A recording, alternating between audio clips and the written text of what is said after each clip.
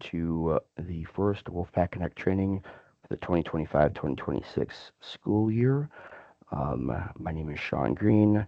I am the advisor for the executive leadership team, and I also help to be running WolfPack Connect. So today what we're going to be talking about is events. This is a two-part series. And there's going to be a lot of content mixed in here, and it's really going to be more directed with an approach of telling and showing examples of how events can get created and some of the specific settings and configuration settings that you can do to make that event go from a good event to a great event, right? So there's also going to be a lot of content that is related to the incentive program. So it's very important that you listen and focus in.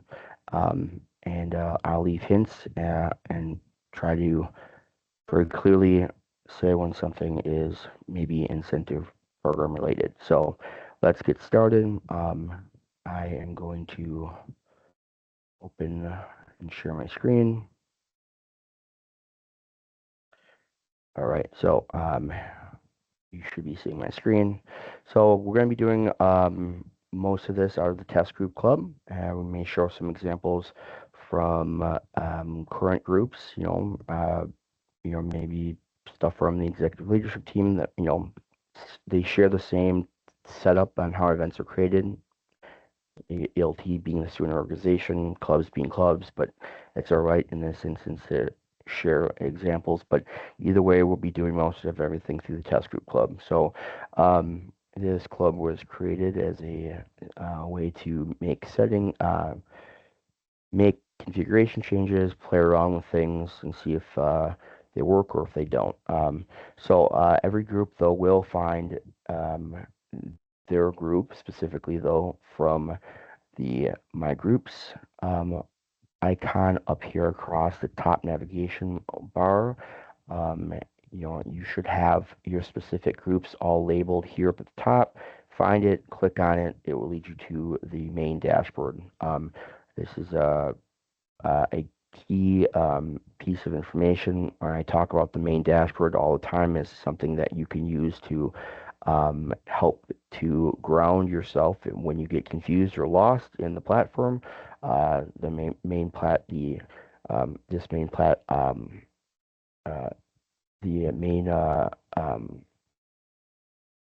place here is going to just give you everything that you need. So we're going to from the main dashboard here, we're going to go ahead and we can do a couple of different things. We can go ahead and just click on create, right?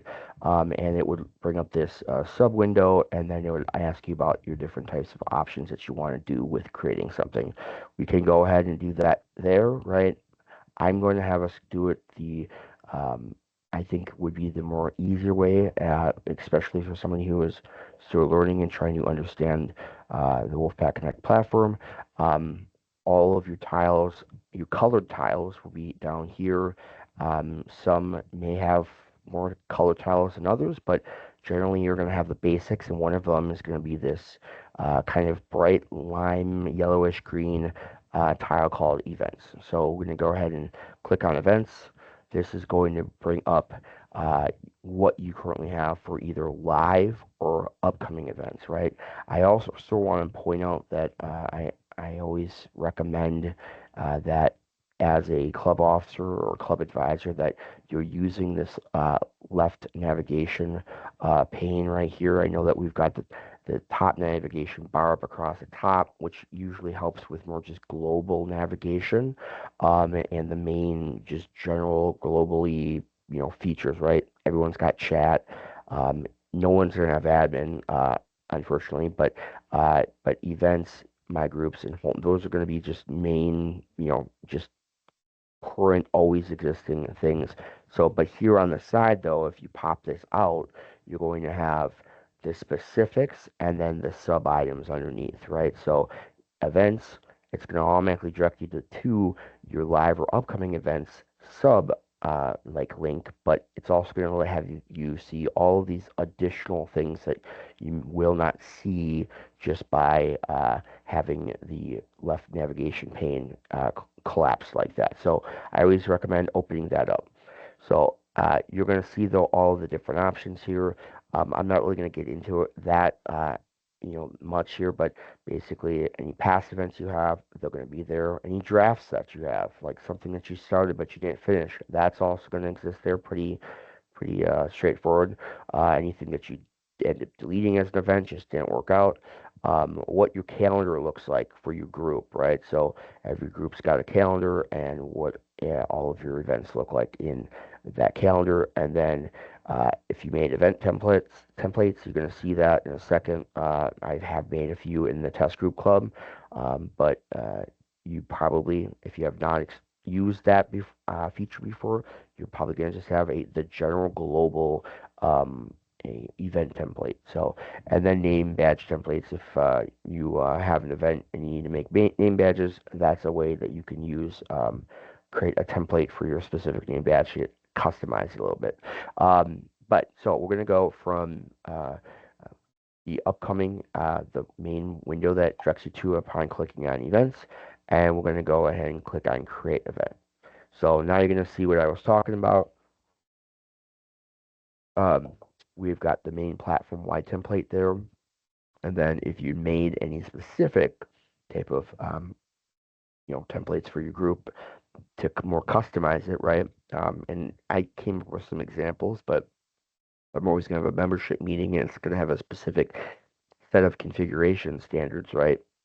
I can go ahead and make a template to make it easier for me just to, if I'm having a membership meeting every week and it's going to be a lot of meetings, I'd rather just use a template, duplicate that to make it a very faster transition and completing my task, right? So, but again, you hopefully the goal and intention is that you get there. But for right now, you probably only have platform-wide template of just this main one. So we're gonna go ahead and click on that. The big thing there, and I've put up some of these things here to help kind of give you some guidance and direction. But the main things that we're looking at here is just to go through the number order sequence, right? So it's gonna go one all the way down to 8, which is advanced or advanced options. It shows advanced options here, but does show advanced down here.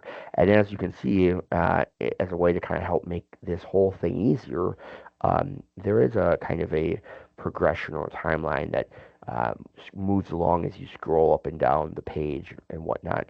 And it also helps to make you, if you need to click on it, say, oh, I need to go to access and display, I can quickly click on it and get down there, right? So, but think about like what, when, where, all those, that's kind of what this is meant to be, right? So, event name, right? So, basics, test event for training, right?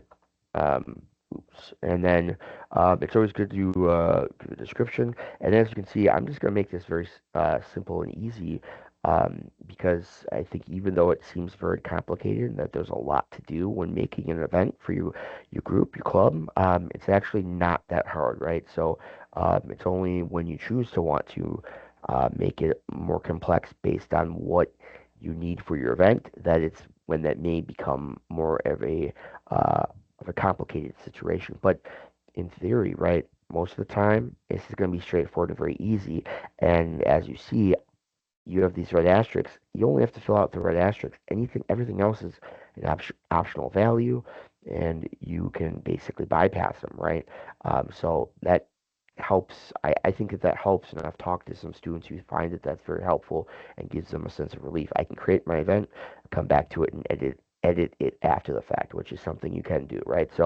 Um, so I'm just going to copy up down here for the description, but obviously the description is important. It helps to give a little bit of information. I'm just going to actually help description put this down here so that kind of gives me a little bit of a clue when I'm showing what it's going to look like here at the very end.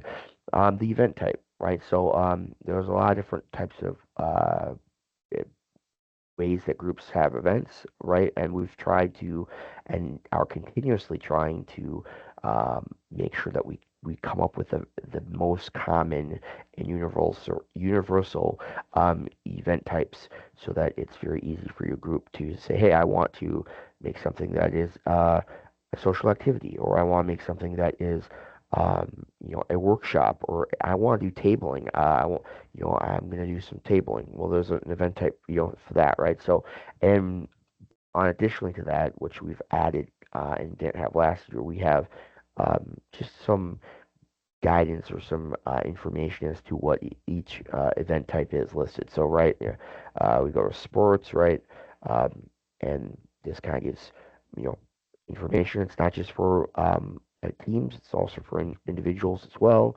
But as you can see, that there's something here for everybody. But let's say that I was doing, tabling. Well, let's actually say I'm doing a meeting. So, we're gonna do test event meeting, and this is let's think that this is I'm making a reoccurring meeting or whatnot. Um, so you've got meeting, right? And then if there are additional tags that so we have the type, which is the main way of describing what your event is, and then your tags, those are associated, and they can help to further specify your event. So let's say that this meeting is going to happen at the uh, Portage campus, right? So I'm going to list it down as Portage campus, and then it's also going to be online though too, right? So far I'm saying I'm going to have a meeting. It's going to be at Portage campus, and it's going to be held online, right? Um, and then let's look here at some other options, right? This meeting, is it going to um, have I don't know, is it family friendly? Yes, right. And let's see if there's anything else here, right? Um, uh, maybe my meeting is going to be talking about stuff that pertains to leadership, or the group that I'm in is something that is about leadership, right? I can go ahead and click on that. So now I've really kind of laid it out. It's family friendly. So if your family did come, or that would be okay. It's also a way of saying that it's going to be um, open for everybody. It's not going to be something that is for specific audiences that there may be some more mature content or something of that nature. It's open for everyone. It's very friendly in nature, and can be seen by anyone. And that the meeting has some basis to do with leadership, right? Again, it's going to be different for your club or your group, but this is a good way of explaining event type. It's the main thing that describes the meeting. Event tags help to additionally give context to what that meeting is, or what that event is. All right, so moving on down, right? We're still on what? Who's organizing it, right? This is, um, if you created the event, it's going to have your name there, right? But anyone else that's in your group, it could also have their names listed down there in the drop-down box, and so you can select them as the main coordinator of the event if that was agreed upon by your group. But it just depends. You can also add team members in here to say I want to have specifics. So I'm going to add Zainab in here as well to say that she's also a part of the event team, right?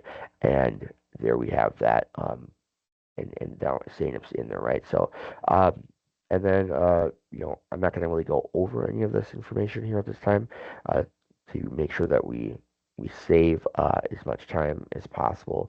But those are things that could go on at further time. But this basically explains, like, if there was a question about the type of event, maybe, or there was a comment like, hey, I have an allergy or something like that, and you need to get a hold of the event coordinator or the team itself. This is asking how would that happen, right? And most times it just is going to start a chat in the chat feature up here, or it could send an email to everyone in the team, right? So, and then we move down to 2. Now we're here, and at 2, this is basic, right? So, start date, end date, the start time, end time, time zone. I would hope it would be in Central Time, and then we've got if there were custom time instructions, but Most everyone should be in Central Time, and then reoccurring event settings. So I'm going to now use this opportunity to explain the 10-14-10 rule. This rule basically allows for there to be uh, visibility for all clubs and groups, orgs, what have you, to display their information on the main event calendar. This is the main event calendar. I could show a example of this if I open up a new incognito window. I went to students, and I'm going to go to Connect. So if I was just to click on upcoming events, this will also take us to the main event calendar as well. But as you can see, and here's our event. It's live right now. We have all of these events going on, right? So the one thing though that you won't see because this is view is limited to allow the public to see it. So non-Wolfpack Connect members are students, right? There would be an ongoing section before it showed today and every other day, right? And that ongoing would just span from a start date to an end date. The problem with it is that it keeps the event going continuously. So if I started an event on Monday at 9 a.m. and ended it at Friday at 5 p.m., it would go nonstop for all week, right?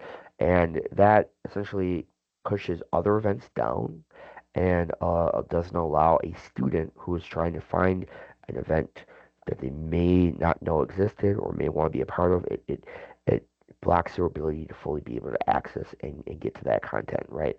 Because again, attention is um, a commodity, right? And we want to make sure that we keep their attention. So we've just decided that the 10-14-10 rule basically says if you're going to do something like that and have a continuous event, you can't do it more than 10 days at a time. And then you have to wait 14 days to be able to do that again. And then you can do it at 10 days again, right? So it's an on and off thing, right? Um, if you do not follow those rules, right, there is a very highly likely chance your event will get deleted, most likely by me, right? We're trying to find a fair way that everybody can be able to promote their events, and this is the most effective attempt at that so far. So we're taking it very strict, and we don't want to see much of that going on if possible, because you can basically do like if you look at this, the food cupboard, right, the food pantry right now, this is happening every day at the same time. And as you can see, though, um, it is happening in a way that allows it so that it's happening in a single instance every day. You can do that if you want, have single instances. You know, want an event going from 9 to 5 on a Monday and Tuesday, Wednesday, and so on, right? You could do that, right? Again, you can't go past 10 days without having to wait 14 days. Um, but you can still do that as a way to make it a little bit more easier. Actually, let me take that back. I misspoke. You can do that longer than 10 days at a time, but uh, we're very conscious and aware that if that gets out of hand, we may have to put additional rules in place to try to make sure that that's not going to uh, the unfair group, right? So we're a couple of years out with Wolfpack Connect, and we're still trying to figure out the best ways to make it work for everybody. But either way, you won't be seeing that in this view from because it's a public view, but essentially that is what I'm talking about. So if I was to create a reoccurring event that was ongoing, I would select my start date, my end date, and then the time, and that would go on uh, just nonstop, right? Can only go to 10 days, 14 days, then you have to wait 10 days on again. If you wanted to create them in single instances, you can do that. You would do again start date, right? Boom, and then end date, boom, and the time, and then you would select every day that you're going to do that. So the reoccurring event settings is really primarily supposed to be used for if I wanted to say have my event happening on um, a every Monday, right? I would select every Monday, and then I would just select. I would only have that start date um, being listed there and the end date being the same, right? That will make sure that it would then look and override with the fact that it's being reoccurring, right? So if I wanted though to make it so that it was doing it in every instance, right? Um, Monday, Tuesday, Wednesday, whatever, I would select an end date that was different from the start time, the start date. So that's a very big key piece of information right there is that the start date and the end date, depending on how you set them, they do different things when we are configuring this type of event for how it's going to display, right? So, um, start date every Monday or every recurring day of the week, right? Start date, end date is the same. Um, and then you can select the parameters for the start time, end time. And if it's like this, it will automatically then be overridden by these dates to then set the events as. But if you do change it the end date, then and have a start time and end date, end time in those parameters, it will then do every single day that you choose like that, right? So it seems confusing, but it's not. If somebody is thinking that, just know that. So I only am going to do this for just today, so I do not have to have all that additional stuff in there. Um, and I'm going to do, let's just say I'm going to do it for 2 p.m. to 3 p.m., right? So I don't even need to have this open. And now, where are we having it, right? The type, it's going to be a mix. It's going to be a hybrid option. So the way to do that, if it's going to be hybrid, is that you're going to fill in under 3, the where section, both the where with this section and down at the next section under where, which is the meeting. So we're going to list on campus, and then you can take that out. We can actually, say, so in this instance, we said it's going to be on the Portage campus, right? Um, can list that. I'll make sure that we know exactly. Um, Oops, my spelling is all over the place. Um, to make sure that we have the exact address so that it's doing everything it needs to be doing correctly, we're just going to copy this. I'm just going to look it up quick, um, post this down. So theory, it's like that, and boom, like that. Wisconsin, I'm gonna take that out. It was 53901. And that's it, right? If you don't put the, if you're going to have your event somewhere else, either off campus or on at another campus, right? You need to list where that's going to be location name, but then you also should put down the specific address because if you don't, it will default to 1701 Wright Street, which is the Truex campus. So make sure that you get that information down just right. If you really wanted to be specific, you could always say look up the Google map, put that latitude and longitude down, but we don't need to. Who can see the event location? Right now, it's generally defaults to everyone, um, and that's intentional and okay because um, uh, I mean, it, if the campus is a public location, that's fine. If though you want this to be at a more it's a more private thing, right? You could say only displayed to people who are logged in, right? So only student users and some staff, but only student users of Wolfpack Connect are able to then view it. Or you could select this to only the people who are actually have registered to this event. Um, but right now it's set to everyone. And if you wanted to really put have it display a map, you can, but you don't have to. It's not necessary. So we have to finish making this as a hybrid meeting. So we need to grab a link. So I'm actually going to just to make it easy. I'm going to try to see if I can grab the meeting link from this meeting right now. Uh, see if this works.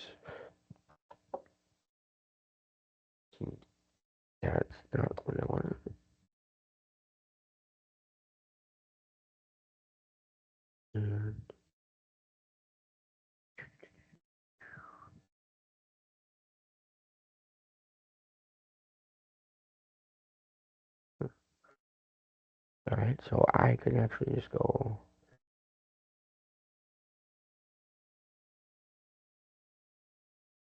and just open this up and then hit.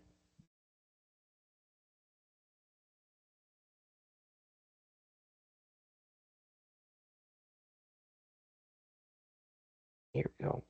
See if that worked. Did. Haha. Awesome. So, as you see, it automatically detected that it was a Microsoft Teams link. It should do that for the other types, right? We have a few WebEx, Google Meet, what have you. But now, by doing this, right, I've defined the location physically and defined the location virtually. It will now allow you to see it as a hybrid option, and make things easier. Um, At this time, this button, though it exists, does not really serve any function, so that would not click on that. And then who can see that meeting link? Again, it's the same as the event location. You've got your options, right? I have it set to everyone. Then as we move down to form and flyers, now we're starting to customize it a little bit and view options, right? Um, you can put the main kind of think of it like the thumbnail image, right? This is a very small um, type of image, and it basically it's what these are, right? It's going to be this type of, if I click on this, what you're seeing right now, right, is what is what this is, right? So um, uh, you want to make sure that if you have an image, that you just make sure that you have it at the right dimensions, so that you don't distort it or it's not pixelated, and that your event looks nice, clean, and um, really, really great, right? So, but also please make sure that per the new accessibility guidelines that we want to be compliant with, I think in April of 2026, please make sure that you're putting in alt text so that screen readers can read it, so that it can be, um, we can accommodate to those who may have trouble being able to see it, right?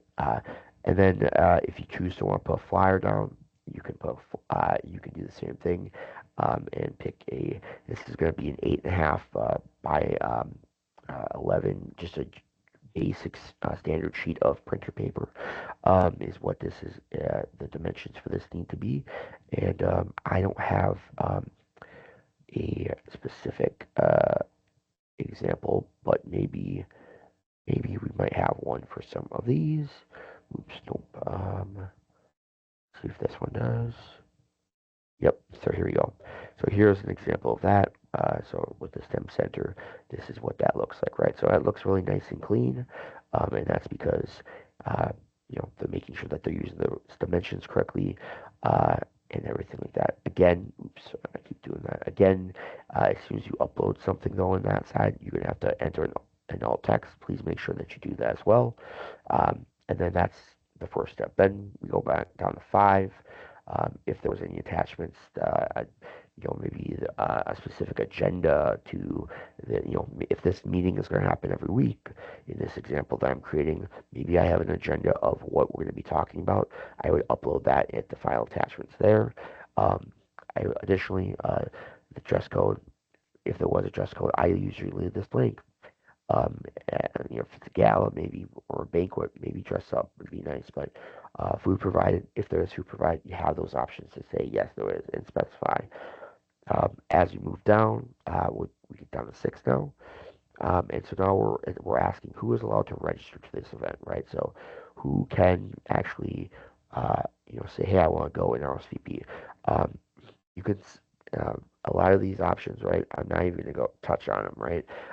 Because they do get confusing for uh, club officers, and most of the time they don't need to use half of them.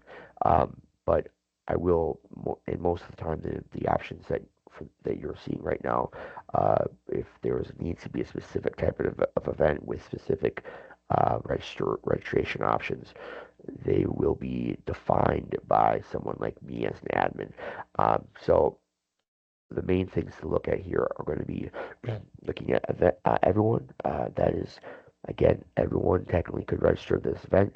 We do not limit the outside public if they want to register to an event as a guest, they can, right? So this would allow them to do that. Um, uh, if we say Wolfpack Connect users only, which again is only students and some staff members who are club advisors or uh, they are advisors to student organizations. But that is usually who is in the users of Wolfpack Connect only.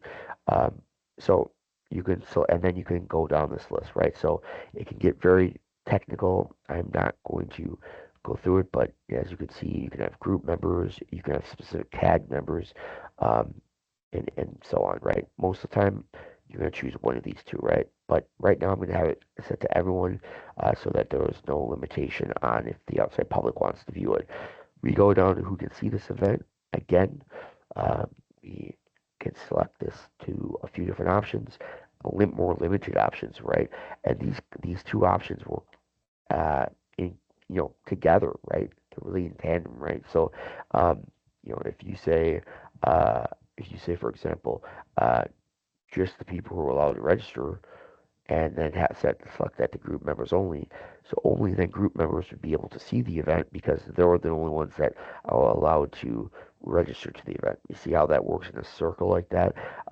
So you can create some really interesting, kind of neat configuration options for visibility and registration. But yeah, most of the time, again, it's going to be everyone. But here's one good thing that I want to point out. Um, if going back to the 10-14-10 rule, right? Up at number 2, if you set your event longer than 10 consecutive days, um, you're allowed to do that if you want. But then you must change the visibility on who can see the event to group members only, right? That way, no general user of the platform, a general student, that is not affiliated with your group or your club, what have you, they will not be able to see the ongoing event in your event calendar. Um, so if you go past 10 consecutive days, go ahead and have it as long as you want, but make sure that you are then setting it to only group members can see that event. Because again, we want to make sure that space is being equally shared with everyone so everyone can uh, have their events posted and students can connect their events easier without missing a beat. So something to think about. Again, if I if you're in violation of that, I or someone from the ELT team will reach out to you. But if it continues to happen, I'll just have to unfortunately delete your event, right? So we don't want to do that though. Then we go down. So I have it set to everyone. We go down to 7 registration options. Um, so do you want people to register to your event? Well, yeah, we do. Um, I won't go out the next training, the part 2 of this. I will go into some more specific settings on this, including having multiple options, right? So we just RSVP, but what if we wanted it to be a student and then a guest, right? We can select that and make that actually happen by adding another option, right? Um, but yeah, we generally want to. If you just want it to be something that's more of an announcement, you're promoting something, and upon them clicking on your event, it just then, if they say, "Hey, I want to register," it actually takes you to another outside site, right? To be able to do that, that's where you'd hit no here, right? But yes, generally, right? So, and then if you wanted to close event registration, you could. But I will go in next time to show that you can actually start and end it if you wanted to, so that it will close it by itself.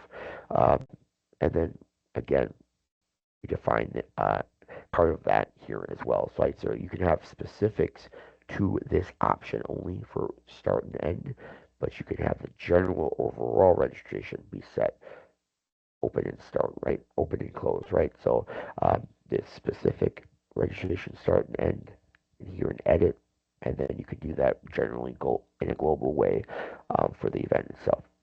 Attendance limit, right? Again, um, you can set a limit amount. You know, this will put it.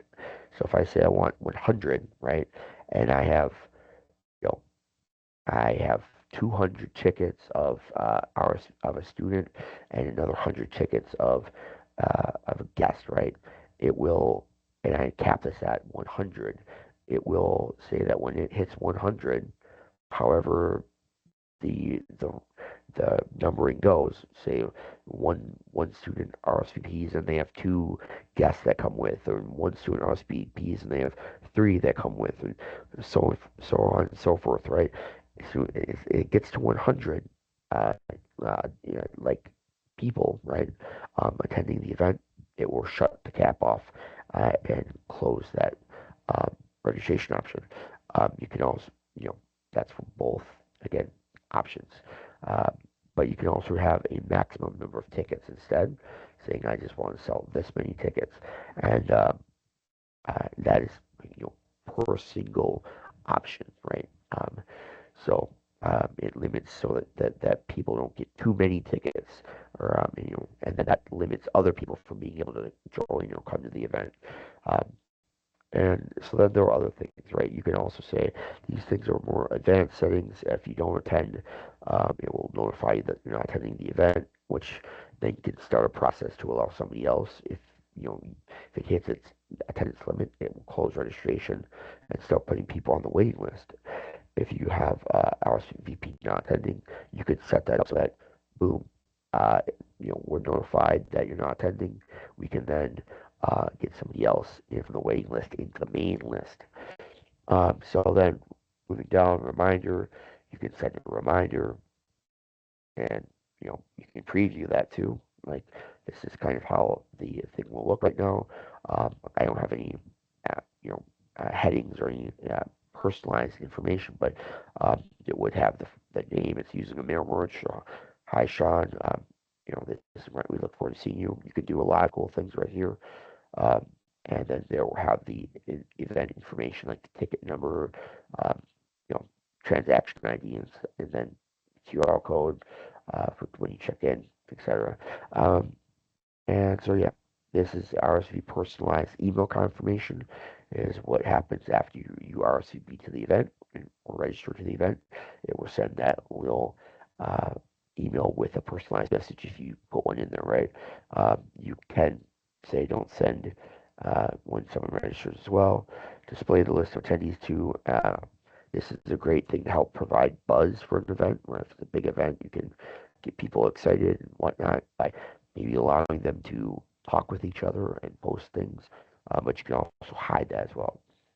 The ticket cover, you know, you can have, you know, some specific graphic to help kind of, again, customize it, make it more of your group's own personal thing.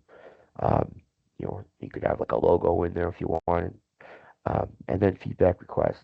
If you wanted to send a feedback survey or form out, you could do that. And then you would have your duration of when you send that out. So this is set to 24 hours after the event. You would have to make sure that you already had your form or survey already filled out, uh, but and created is what I meant to say. But yeah, that is an option to do that as well.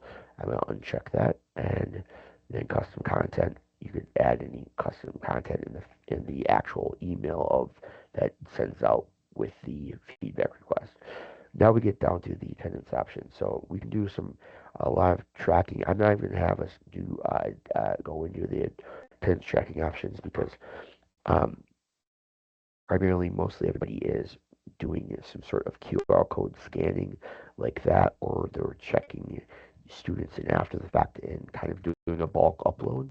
Um, but you know, anything in here kind of will get confusing for a first time officer when making an event.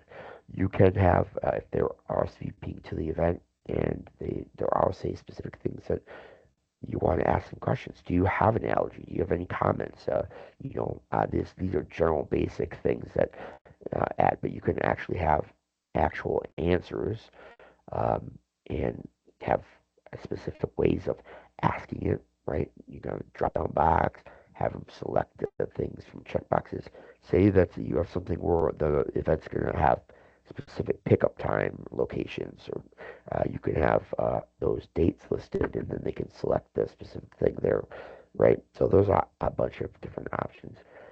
And then we now move on to something that, excuse me, we now move on to something that would be part of uh, the incentive program. This would be for the third level incentive program, but you could add a speaker, right? So I make the uh, I make the joke. The last time I did one of these, where I said Brad Pitt, right? So you could create a bunch of different speakers. You can actually upload a picture, right? So um, let's see if I can, I just do open here. I just make Wolfie, right? So Wolfie,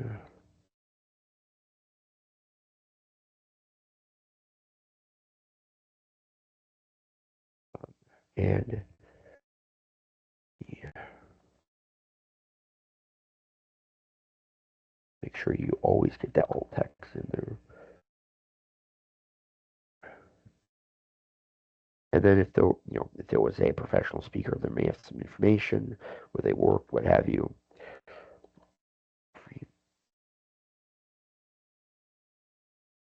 That's good.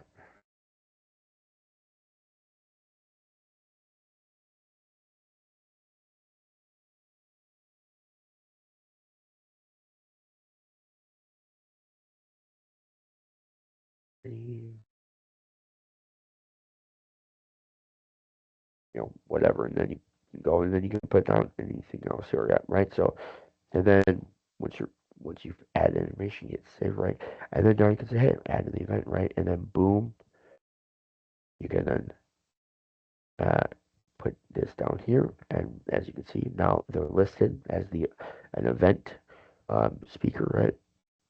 And you can have as many as you want, right? But this is a big one right here. So then we go down to sponsors. If you want to have a sponsor, you can, but we don't really go into that much.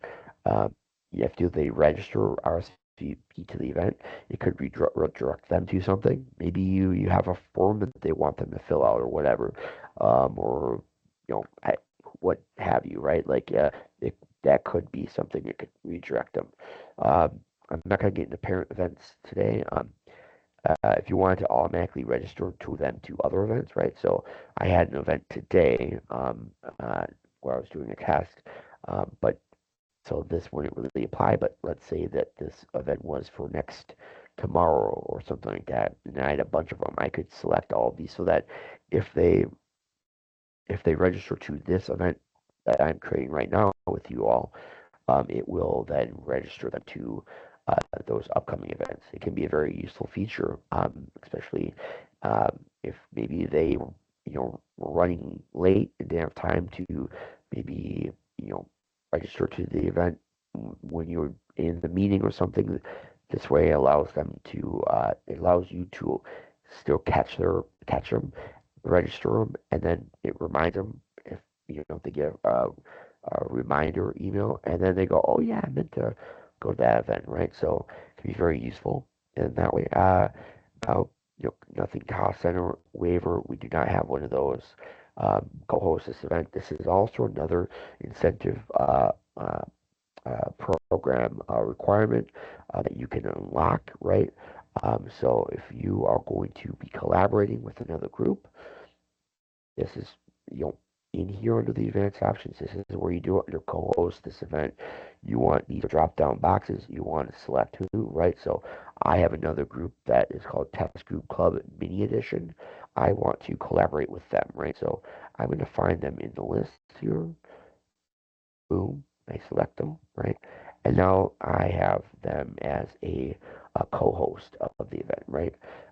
If I wanted to leave a little note to the officers to let them know about that I just did that, I could do that and say, hey, um, we're looking forward to co-hosting with you, but most of the time you're going to talk to them ahead of time. And then the rest of this service opportunities. Uh, we don't use this function in the way that it normally would be used. So you can hit leave that as no. We don't have virtual fairs. That is not a feature at this time. Event template. This is where you would create an event template if you wanted to, right? And you could say, I want to make it for this group, right? Um, you may not have this option. You may only be seeing it because I am an admin, but and then we do not have calendar sync as a feature. So remember, I have this starting at 2 o'clock. I know I just went down a lot of different things here, but and we've gone through a lot of information. I will um, go over and review this at the top of the next part two. But essentially, we've created an event that is going to be just one of our general member meetings. It's one of our test event meetings, right? So it's going to be family friendly, so anyone can come, and it's going to be just clean and respectful. It may have something to do with leadership, either the group or the content. Um, it is going to be held online, and it's going to be at Portage campus, right? I am the event coordinator. I have one team member that I've created with Zainab is going to be my coordinator. I have this happening only from between 2 to 3 today. If I wanted to do it longer, I would remember to use the 10-14-10 rule. And for clubs, you can find that in the club handbook. Um, but now asking under number 3, where is this going to be held? To make sure that I can make this fully configured as hybrid, I'm going to enter the first and the second part where I put down on campus and list the name of the campus, and then I specifically list the address so it doesn't default to the Trix campus. And then I've decided how I want this to be viewed, in this case, everyone. And then for the second section, to make it hybrid, I put down the meeting link. It will auto detect type of uh, platform to use for that. And then again, I have it set, the visibility set to everyone. I added a little bit of customization, right, by having a event template tile on there, a little like thumbnail. I made sure to add alt text so that it's accessible for screen readers to be able to read it. I did not add a 8.5 by 11 flyer, but if I wanted to, I could there. I would also make sure to add the alt text. I don't have any attachments, but if I wanted to have something, I would post it there. No dress code, no food provided at this time. I've made it allowed, I made it so that everyone is allowed to register to the event, both outside public and just the WolfPack Connect user base. And I've made it so everyone can see it. If I was to be making an event that was going longer than 10 consecutive days, uh, per the 10-14-10 rule, I would make sure to set this only to group members only.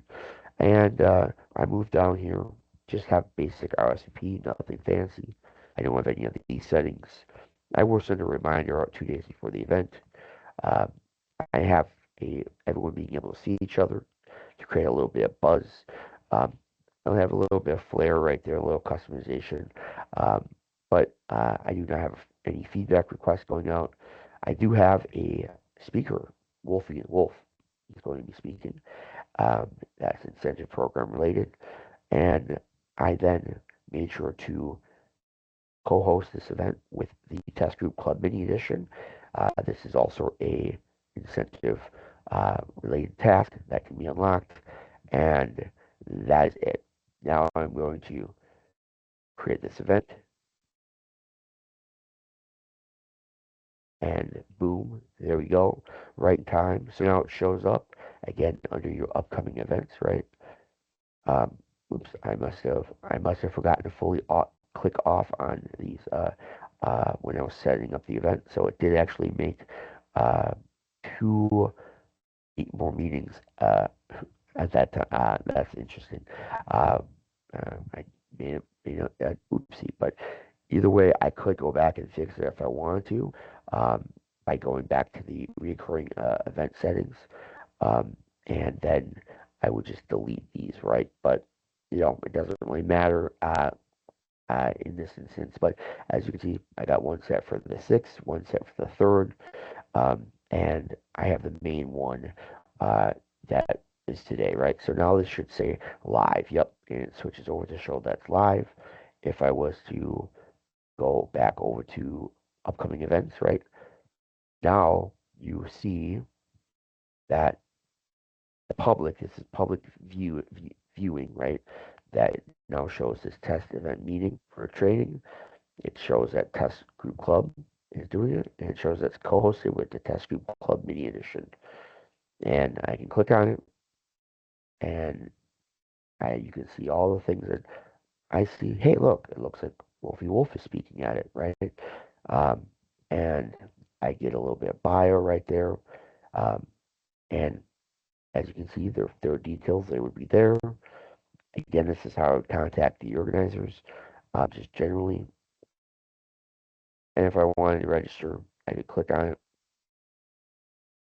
I'm a first time user, I'd have to click here since this is outside network, right? But outside public viewing, and then it would get me going, right? So, but that is what it looks like, how to create it, and then what it ends up looking like, right? So, and again, I, if I wanted to, I could go back, even if it's live, I could go back to it and I could adjust the dates, right? So that it does not show up. So yeah, but um, I must have done something that must have made some adjustment or something that um, that does not. In this instance, I would just have to delete the events themselves from the main one. So I would go back. Yeah, misspoke here. I would just have to go back and just delete these events, right? Because I, I didn't mean to create them in the first place, but they must have forgotten to click off of them. But um, you can see though another thing. It shows Portage Campus, right? So if I was to preview this, right, this is what it would look like for anyone who is a user in the platform. It would look like this. It would look, you could see it like the event, right? And you would have, the options, details here, speakers, somewhat similar to this, right? In a lot of ways. Um, and everything would be there, right? But you also see that the thing here, the big thing here is it does show the location, the address, Portage campus, the address, and then the Teams link, which would take you here, right? Um, so yeah, that is essentially all that we're going to go over today about this. I've dropped a few incentive program related things in this training.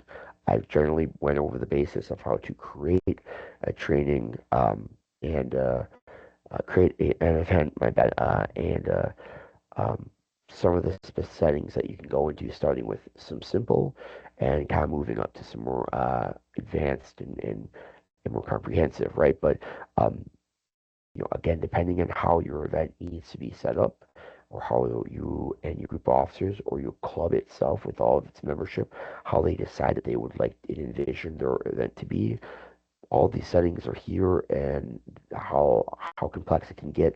It's all here to be able to uh, accommodate and to make that vision a reality. So, um, uh, but it's not. It's very quite simple if you just follow those basics, and if you just fill out everything in the right asterisk. But um, I will go over and review everything at the very start of the next event, part two. But until then, it's been great working with you and showing you the ropes, and I'll see you next time. Bye bye.